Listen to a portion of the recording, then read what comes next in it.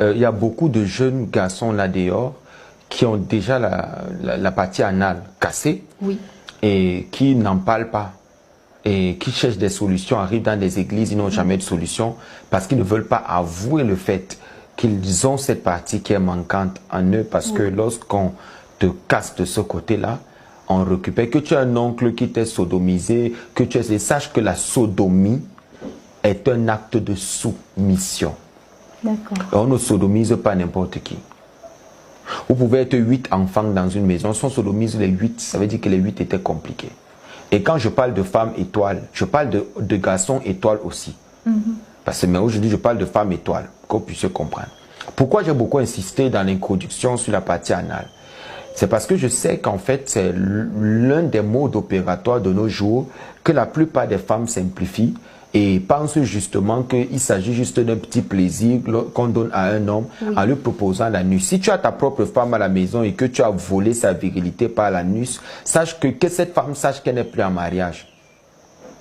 Il ne peut pas avoir d'amour par l'anus. Il faut laisser ces histoires.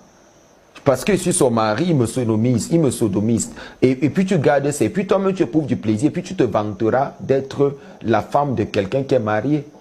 Mais comment un homme normal qui s'est marié va sodomiser sa femme alors qu'il doit faire les enfants par le vagin? Mais comment se fait-il que ce n'est pas la partie anale? Il laisse l'autre partie de devant, il va dans la partie anale. J'ai connu même des jeunes filles, dans des mariages dans lesquels j'ai été invité, qui justement donnaient leur partie anale à des hommes pour prouver leur virginité pendant le mariage. Et comme personne n'allait vérifier là-bas le sang qui est dans le gras, lorsqu'on entrait, pas dire non, je garde cette partie-là pour mon mari, c'est mon mari qui va ouvrir cette partie de devant.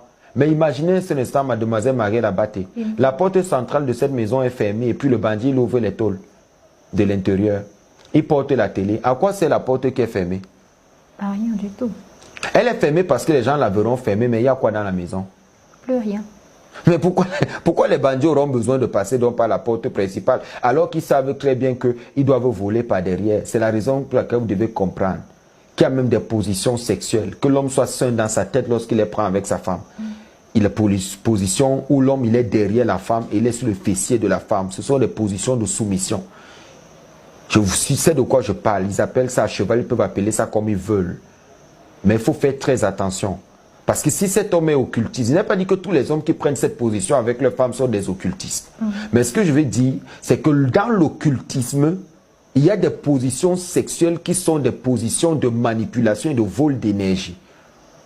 Il faut bien comprendre ce que je suis en train de dire. Donc, la porte est fermée, elle est vierge devant, mais elle est plus vierge dans l'anus. Elle est sûre que le trésor qu'elle a gardé est toujours là, alors que ce trésor a été pris depuis par l'anus. Donc on a enlevé les tôles, on est entré dans la maison, on a récupéré. Vous savez, même les disciples que je leur dis toujours, si vous savez que vous avez fait de la sodomie à une femme, il faut vous déclarer parce que vous avez un crédit énorme sur le plan mystique. C'est un peu comme